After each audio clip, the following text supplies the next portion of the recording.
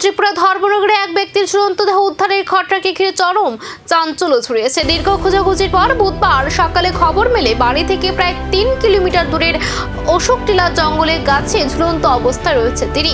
খবর পেয়ে ধর্মনগর থানার পুলিশ ঘটনাস্থলে পৌঁছে দেহ উদ্ধার করে ধর্মনগর জেলা হাসপাতালে নিয়ে যায়। সেখানে চিকিৎসকরা তাকে মৃত ঘোষণা করেন। পরে দেহ ময়নাতদন্তের জন্য মর্গে পাঠানো হয়। প্রাথমিকভাবে পুলিশ একটি অস্বাভাবিক মৃত্যুর মামলা রুজু করে তদন্ত শুরু করেছে। তবে কিভাবে এই ঘটনা ঘটলো, আত্মহত্যা নাকি এর পেছনের অন্য কোনো কারণ রয়েছে তা নিয়ে শুরু হয়েছে নানা প্রশ্ন। এদিকে ঘটনাকে ঘিরে এলাকায় নেমে এসেছে শোকের ছায়া। আচ্ছা, আপনি তাই না কি হয়? আমি পাড়াপড়শি হিসাবে ভাই। কি শুনতে পাইছেন? হ্যাঁ, কি শুনতে পাইছেন?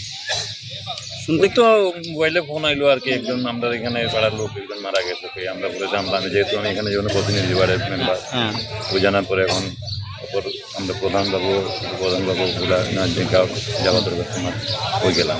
আচ্ছা, গিয়ে কি দেখতে পাইছেন? গিয়া দেখলাম তো গাছের মধ্যে টাঙ্গাল লোকটা নিয়ে প্রশাসন আমরা আগে পড়ছি। প্রশাসন এখন নামাইতেও আমরা পার না, যেহেতু দায়িত্বের মানুষ। তারা বাড়িরও বয়স্ক লোক কেউ নাই বা পূজার কেউ নাই। এরপরে আমরা সবাই মিলে সাহায্য করে পর্যন্ত। আচ্ছা, আপনার নাম? আমার নাম একটি ঝুলন্ত দেহ, একাধিক প্রশ্ন। কিন্তু সত্যি কি আত্মহত্যাতে সীমাবদ্ধ থাকবে এই ঘটনা, নাকি তদন্তের পর সামনে আসবে আরো বড় কোন রহস্য? সেদিকে এখন তাকে গোটা এলাকা ও প্রশাসন।